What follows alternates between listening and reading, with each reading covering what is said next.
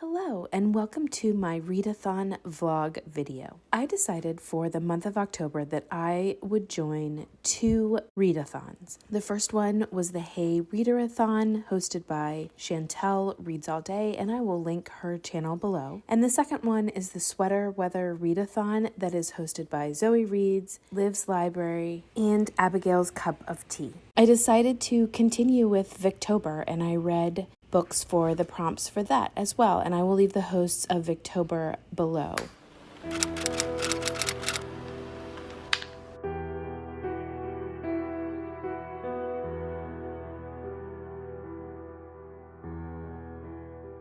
It's October 18th and I'm starting the Hey Reader Readathon hosted by Chantel Reads All Day.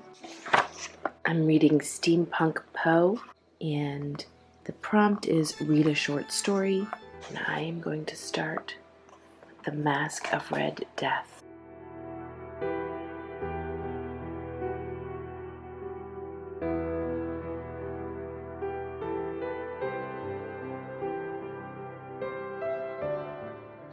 I just finished The Mask of Red Death by Edgar Allan Poe, and I'm really intrigued to read more.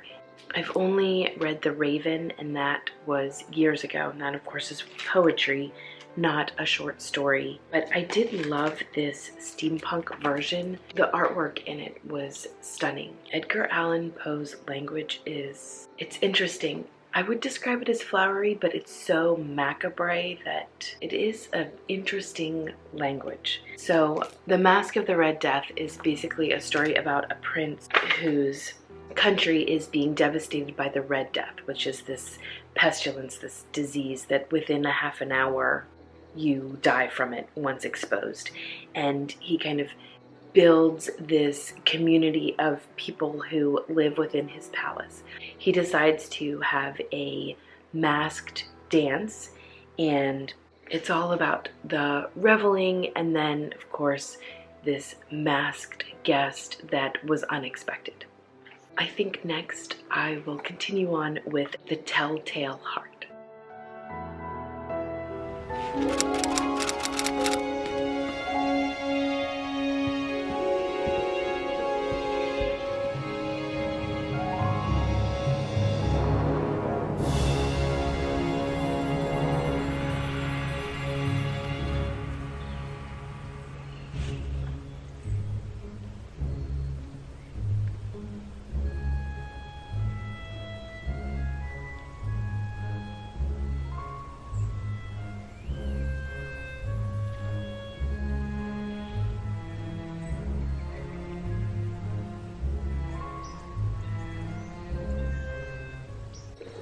So this morning I decided to start The City of Ghosts by Victoria Schwab. It is a middle grade tale about a girl who has a near-death experience and after that is able to see ghosts. She travels with her parents to Edinburgh and experiences hauntings like never before.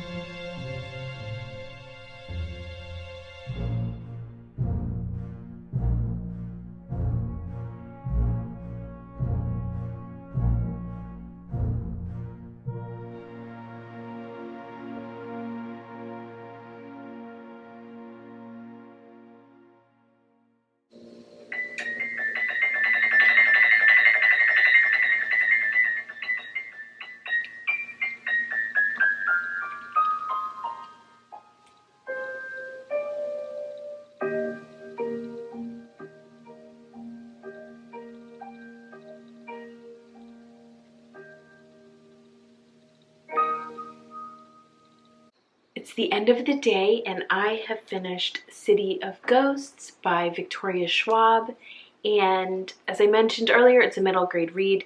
It's really quick and fun and just the right amount of creepy, and so I highly recommend it. And so ends another day of the Hey Readerathon. For the epistolary prompt, I am reading Dracula by Bram Stoker, and this is a pretty long book, so I am going to combine reading it on my phone using Scribd, as well as listening to the audio on Scribd. And being close, asked him what it was that he was doing. Arthur and Quincy drew near also, as they too were curious. He answered, "The body of Miss Lucy in that coffin." It was. The professor turned to the rest, saying, "You hear, and yet there is no one who does not believe me." He took his screwdriver and again took off the lid of the coffin. Arthur looked on, that he remained of a ghastly whiteness. He was still silent. Then Helsing forced back the leaden flange, and we all looked in and recoiled. The coffin was empty. For several minutes, no one spoke a word. The silence was broken by... So I have finished my hybrid listening to and reading Dracula. So I really enjoyed it. I have seen the movie with Winona Ryder and Keanu Reeves, and so honestly, the whole time I was reading and listening to it, I was picturing them and the movie. And actually, for the most part, the movie, I felt like, stayed pretty true to the book. I think the book was great. Listening to it was great. I started it off at the regular speed to just get accustomed to the narrator, and then was able to speed it up a little bit and listen to it while I worked, and it was great. Really enjoyed it. So on to the next. This morning I'll be spending some time in the camper, getting packed up and ready for a trip. So I'm going to be listening to Carmilla by Joseph Sheridan Le Fanu, which actually predates Dracula as far as a vampire story. And I am reading this for Victober. One of the prompts is a main female character. And so Carmilla, obviously named after a main female character. There's actually two, and so I'm going to go ahead and listen to that while I'm packing and getting things organized in here. She used to gloat on me with increasing ardor the more my strength and spirits waned. Without knowing it, I was now in a pretty advanced stage of the strangest illness under which mortal ever suffered. There was an unaccountable fascination in its earlier symptoms. Horrible mingled itself with it, deepening, as you shall hear, until it discolored and perverted the whole state of my life. Sometimes there came a sensation as if a hand was drawn softly along my neck and cheek. Sometimes it was as if... I just finished listening to Carmilla, and for a Victober prompt of the female character, this was a really easy way to get that one done. It's really short. I much prefer Dracula. It does feel a little bit like I'm not comparing apples to apples. Simply because it's a vampire book doesn't mean that they're comparable. It was much too short. I feel like the ending was really rushed. Dracula is a much longer tale. You're much more invested in the characters and the character development. So if you're going to read a Victorian vampire novel, I would highly suggest putting in the time for Dracula versus Carmilla.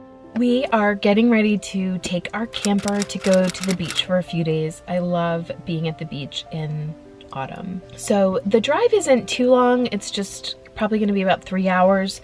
So I am going to start Dr. Jekyll and Mr. Hyde by Robert Louis Stevenson, and this is a pretty quick read. It's a little bit over 100 pages, and so I should be able to read this and help with navigation. And with the completion of this book, I will be done with the Hey Readerathon and be moving into the Sweater Weather Readathon.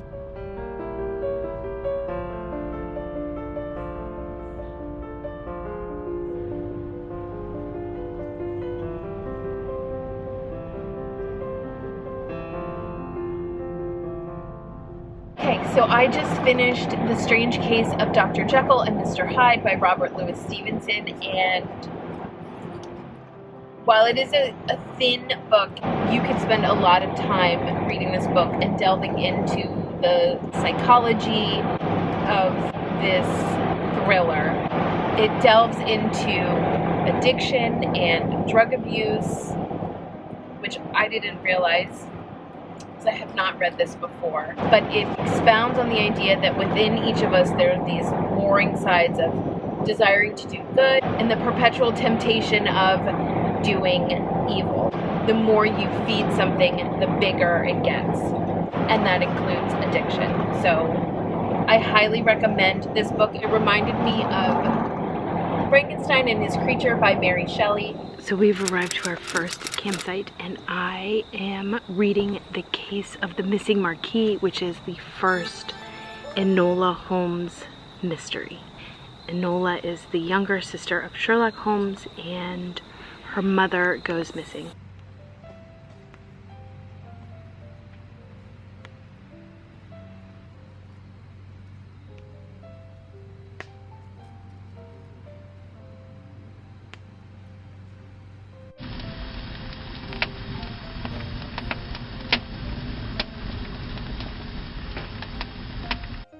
It is late at night, but I was able to finish The Case of the Missing Marquis, Enola Holmes, the first one. This fulfills the sweater weather prompt of a cover that has orange on it. It is cute. I've actually read a few young female sleuth novels, and Enola Holmes actually ranks up there pretty high with having an enjoyable personality and being intelligent on her own and independent. And then my goal is to watch the Enola Holmes movie on Netflix here soon. So I decided to read Sailor Moon for a genre of books that I don't normally read. So this is my first manga book, and you actually start in the back and you read it from right to left. And it's not something I'm used to, but it's a perfect beach read.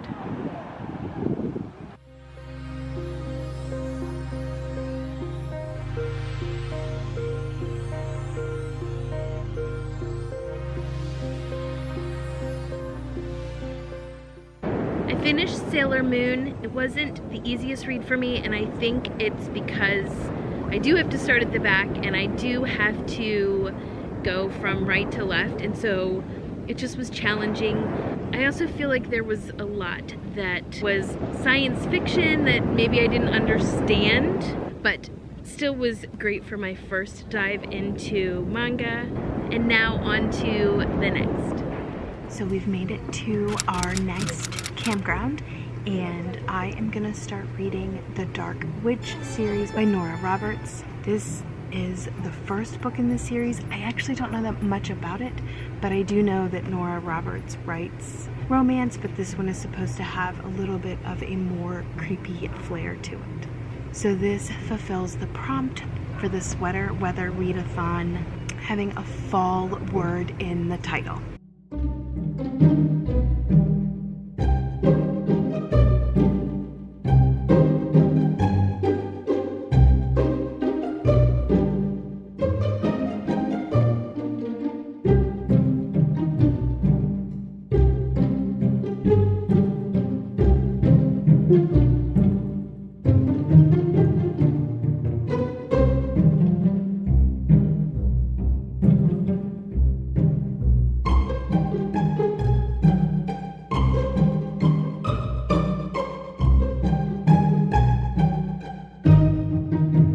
I just finished The Dark Witch by Nora Roberts. I knew that Nora Roberts wrote romances, and I've read a few of them, but this one brought in the whole Ireland setting, horses theme, a lot of magic, actually, sort of the development of magical skills of one of the main characters. So I actually really loved this read. I was kind of surprised how much I enjoyed it. So I loved the main character. I loved the theme of finding your tribe, your people, your circle of friends, and that was in there. And of course there was a romance in there, and so some of the pages were a little bit steamy, which I'm not really one to read a lot of steamy romances, so I just kind of moved past that quickly and got back into the main story. So this is a trilogy, and I am actually going to look and see if my library has the other two books, because I'm curious to see how the arc develops and then what the resolution will be.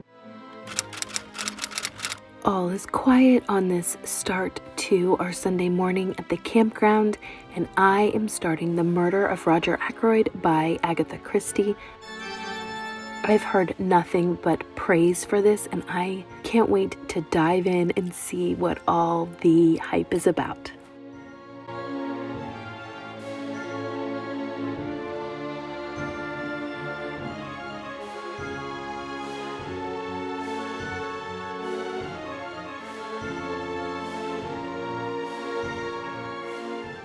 I just finished The Murder of Roger Ackroyd by Agatha Christie, and all I have to say is read it. It's phenomenal.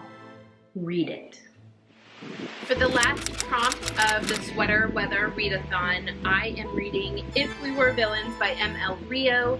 This fulfills the prompt for set in autumn. It starts out with Act 1, Scene 1 being set in September, and so I'm counting it.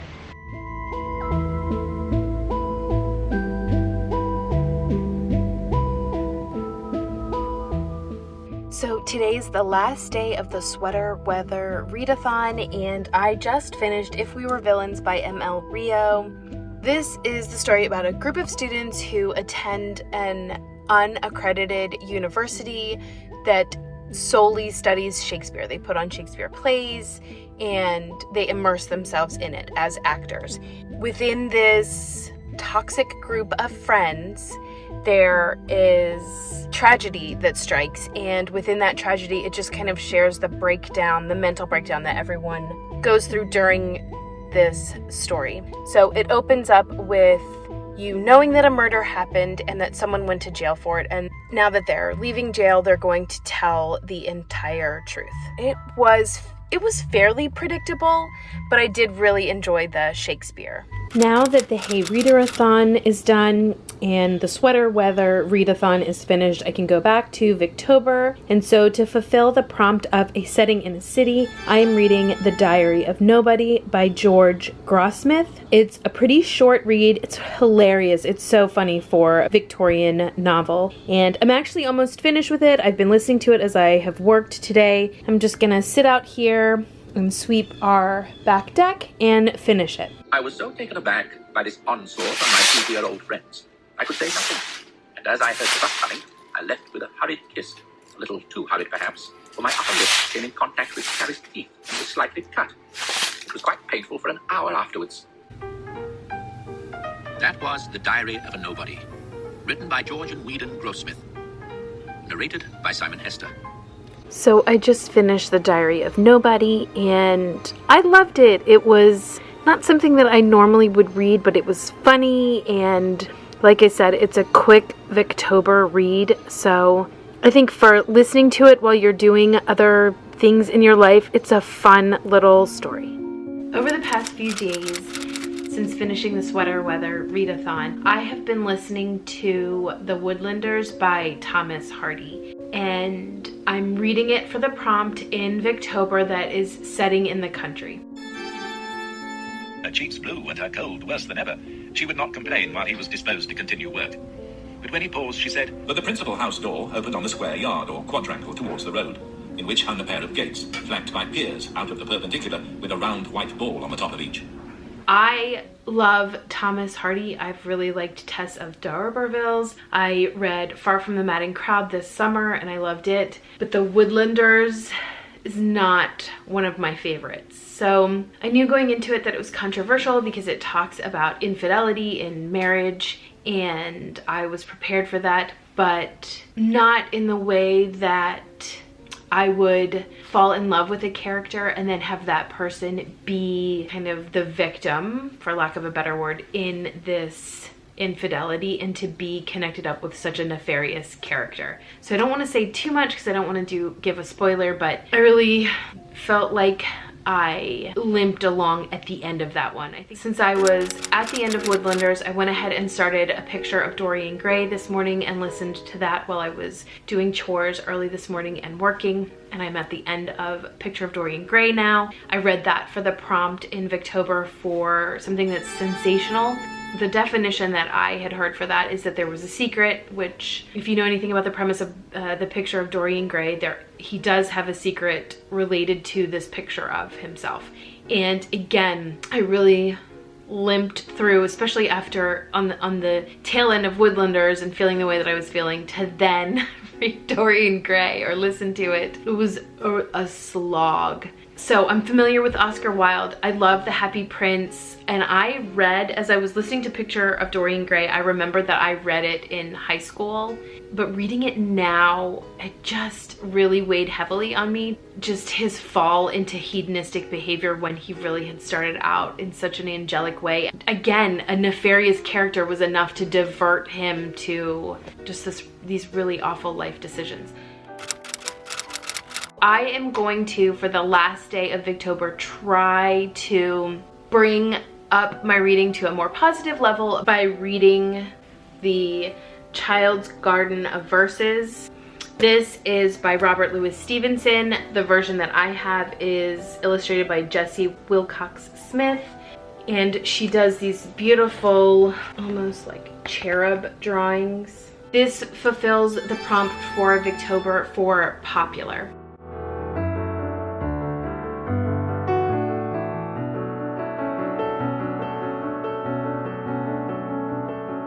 I have ended all of the readathons that I've done, the 3 readathons that I've done, with A Child's Garden of Verses, and really enjoyed the experience of reading through a book of poems and not just reading 1 or 2 here or there. I will say, because I hadn't read through all of them, and I've only read the ones that I knew we were going to memorize or that were related to our poetry tea time, there are a few references to people of color or different nationalities that he obviously is a product of his time in the wording that he chose, but just as a warning as you're going into it, to just look for that and make sure you have conversations with your kids or whomever you're reading them with about the language choices. It's nice to finish out reading what I think is 14 books in 14 days for the readathons. And honestly, I thought going into this, I didn't know that I was actually going to do Victober, but was learning more about Victorian novels that maybe I hadn't known about before. And I actually thought I might feel a little burnt out and kind of struggling with maybe needing a break, but I'm really not feeling that way. All of that to say, the trick is I have not watched television and I have not really been on social media a lot other than just posting some photos for the readathon. It actually has been a really great and memorable experience. Until next time.